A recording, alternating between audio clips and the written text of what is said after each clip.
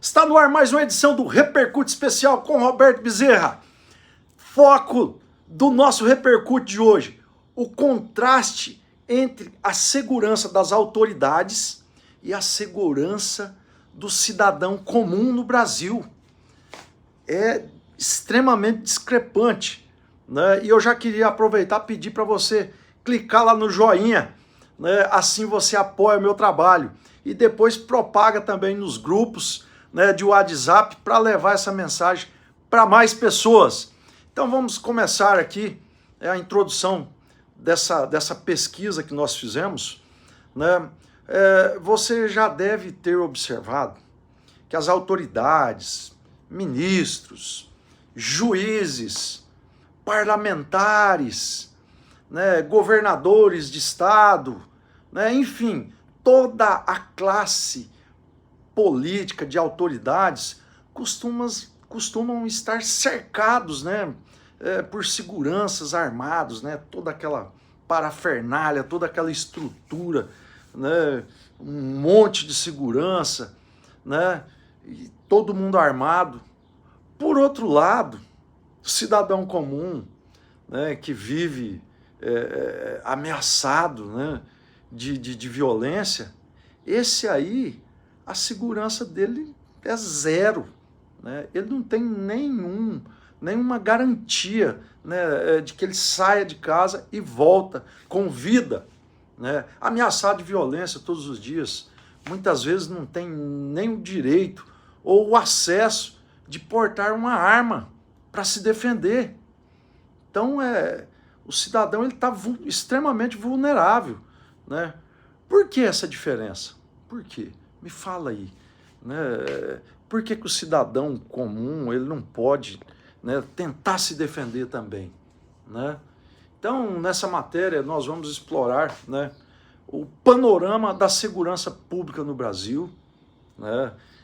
Quem são essas autoridades e como funciona a segurança delas, né? Nós vamos explorar todos esses pontos, as regras para o cidadão portar ou possuir arma no país, né? Um tema extremamente pertinente, né? O custo e os gastos públicos com segurança, né, que tem hoje, né, o nosso país, é um debate crítico, né? É privilégio, igualdade, direito, é privilégio e igualdade o direito à defesa? O que você acha, né? Então vamos lá para o primeiro tópico, né? Panorama da segurança pública no Brasil, né? O gasto público com a polícia no Brasil subiu para cerca de 118 bilhões e 55 em 2024.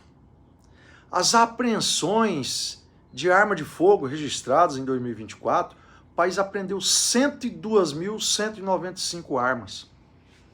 Então, né, o número de novos registros, né, de arma de fogo para civis caiu drasticamente, né, logo em 2003, quando o Lula assumiu, né? Foram cerca de 20.822 novos registros, o que representa uma queda de 80% frente ao ano anterior, 2022, que era a gestão do Bolsonaro. A representação de armas registradas no país mostra que mais de 95% estão nas mãos de homens, né? Mulher porta muito pouco. Esses dados ajudam a contextualizar, mesmo com altas ou crescentes verbas para a segurança pública, a violência armada e o armamentismo são temas complexos no Brasil, porque só os bandidos têm arma, né? O cidadão de bem não consegue, é muito difícil ele conseguir ter uma arma, entendeu? Então vamos lá para o outro tópico, segurança das autoridades. Quando falamos de autoridades, estamos falando de pessoas como chefes de poder, altos funcionários públicos, né, políticos e etc., né, que ocupam a função pública. Para essas pessoas, há sistemas de escolta, proteção armada, equipes especializadas em segurança. Por que isso acontece? Alguns motivos. As autoridades têm visibilidade pública, né? alta, né? E, portanto, potencialmente tem um maior risco, né, de atentados ou ameaças, né, políticas, né? Então, realmente, eles têm essa segurança. Mas o Estado assume que essas pessoas precisam exercer funções de governo. E garantir sua segurança em tese, né, garantir o funcionamento, né, do próprio Estado. Tudo bem, mas o Estado não poderia cercear o direito do cidadão também se defender à altura, né, dos bandidos que estão armados. Então, institucionalmente, há prerrogativas, né, porte funcional, de segurança privada, né, que não se aplicam ao cidadão médio, né? Aí é para pessoas que trabalham no setor de segurança. Esses ainda têm uma certa facilidade. Esse cenário lança luz sobre a pergunta: por que não permitir ao cidadão comum, que também vive sob risco, né, de violência o tempo todo, condições similares, né, à de defesa das autoridades? Por quê? Por que é diferenciado? Por que é um privilégio no Brasil, né? Então, aí vamos lá para o outro tópico. Regras para o cidadão comum portar arma. No Brasil, o registro e o porte de armas para civis foram drasticamente reduzidos. Os novos registros pararam, né, os registros para defesa pessoal caíram 82% em 2023, né, se comparado a 2022, que era a gestão de Bolsonaro. O governo afirma que há eficácia maior no controle do armamentismo irresponsável e ilegal de quadrilhas e organizações criminosas. O governo alega que está controlando, mas não está. As nossas fronteiras estão entrando arma todo dia para os bandidos e o cidadão não pode. A regra vigente exige necessidade efetiva para o porte de arma, o que torna o acesso extremamente restrito, né, para o cidadão. Não consegue, você entra com o processo lá, mas não é deferido favoravelmente. Então o cidadão que queria, por exemplo, portar uma arma para a sua própria defesa, enfrenta barreiras bem maiores do que as pessoas, né, do que as autoridades enfrentam, né? As autoridades, elas conseguem para os seus assessores, né, a justificativa, e eles acabam conseguindo, né, o porte de arma. Então, e já para o cidadão é extremamente difícil. Vamos lá para outro tópico, que são os custos e gastos públicos com segurança, né? O montante gasto foi 118 bilhões para a polícia em 2024. Mostra uma carga expressiva de recursos públicos, né, destinado à segurança. Mas esse sentimento de segurança não chega no cidadão, né? O povo é assaltado todo dia no ponto de ônibus. Embora eu não tenha encontrado um dado consolidado que compare, né, gastos com escolta, segurança de autoridades, que deve ser um valor vultuoso, né, que gasta, né, versus o gasto com a segurança pessoal do cidadão, né, eu não consegui fazer esse levantamento, né, o contraste simbólico permanece, né, forte demais.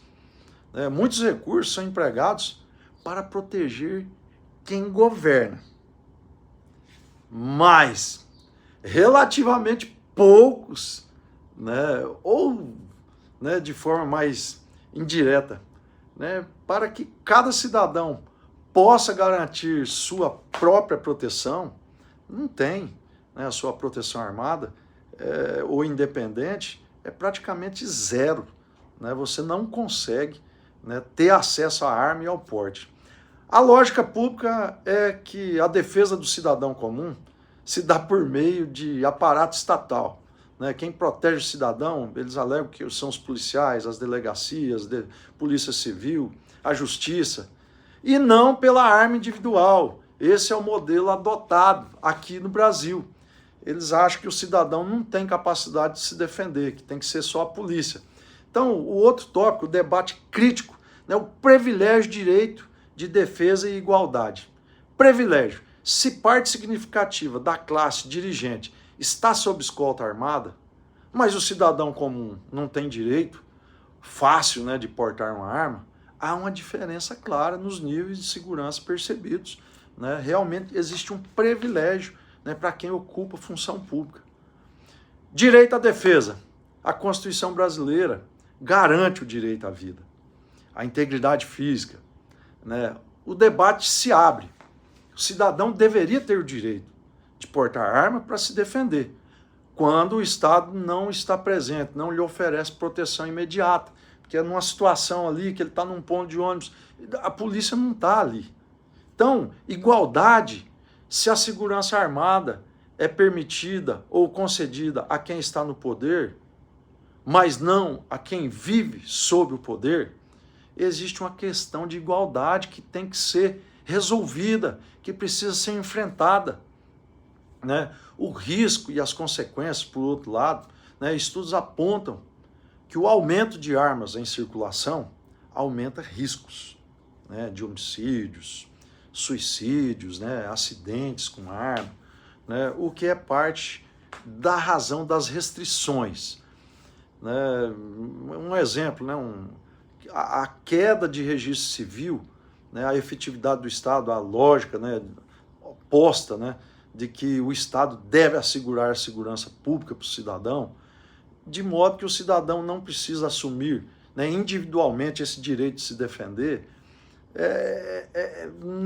Isso não acontece, né? A polícia não consegue dar essa segurança para o cidadão, né? Então, realmente nós precisamos resolver essa situação. O país morre muita gente. Então, na conclusão, né, no final das contas, temos um paradoxo. Aquelas que fazem as leis e exercem o poder, ou são parte do aparato estatal, já contam com proteção armada, ou escolta, mas mesmo assim eles têm facilidade de tirar o porte. Já o cidadão comum, que muitas vezes sente o peso da violência no dia a dia, encontra barreiras extremamente difíceis para se armar, ou portar uma arma, né, para a sua defesa pessoal.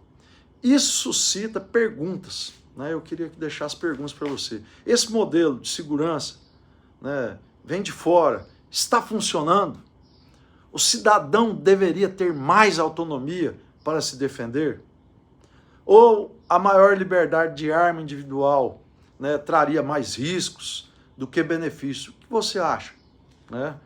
Como conciliar, né, o direito à defesa, a igualdade de acesso e a segurança pública eficaz? Né? Então, como que nós vamos equilibrar isso aí? Né? Eu vejo, né, que esse debate precisa estar em evidência, porque nós não temos segurança. Hoje, se você quer morar com segurança, você tem que morar dentro de um condomínio. Né? Realmente, se você morar numa casa, na rua, você praticamente é roubado a cada mês. Então, não existe segurança. O cidadão, né, comum, que necessita do transporte público, ele está extremamente vulnerável aos bandidos. Então, esse debate tem que voltar à tona e tem que dar o direito do cidadão se defender. Eu queria aqui pedir para você, né, dar o clique lá no joinha, que é uma maneira de você apoiar o meu trabalho e levar também o algoritmo, né, quando você clica lá, ele leva essa matéria para mais pessoas. E eu queria também pedir para você, né, fazer um comentário, sugerir, dar ideias, né, entra lá nas mensagens e manda para a gente melhorar o trabalho, se você está gostando, se não está, né, se não tiver, né, fala lá também que a gente vai tentar melhorar esse trabalho do Repercute Especial, que são matérias especiais, temas, né, pertinentes, né, da nossa sociedade que a gente debate aqui. Então vai lá nos comentários, coloca, dá sugestão também, né, de repente a gente ainda não falou de algum tema que você acha pertinente de ser debatido na nossa sociedade, pode dar lá a ideia, certo? Nós vamos fazer aqui esse trabalho de pesquisa, né, e publicar, né, para você, telespectador, que aí sempre está acompanhando o nosso trabalho.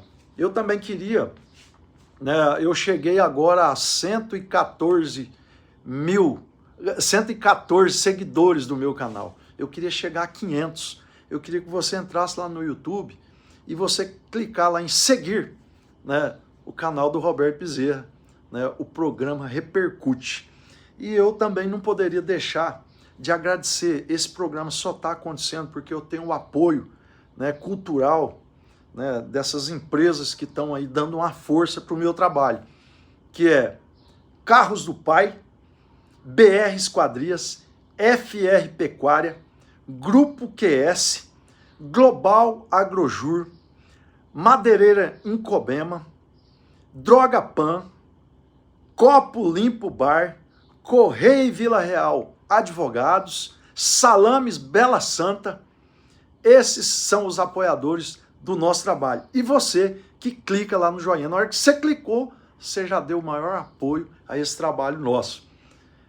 Esse é o Repercute Especial, a voz que ecoa o que o Brasil comenta. Eu sou Roberto Bezerra, falo diretamente de Cuiabá, Mato Grosso, Brasil.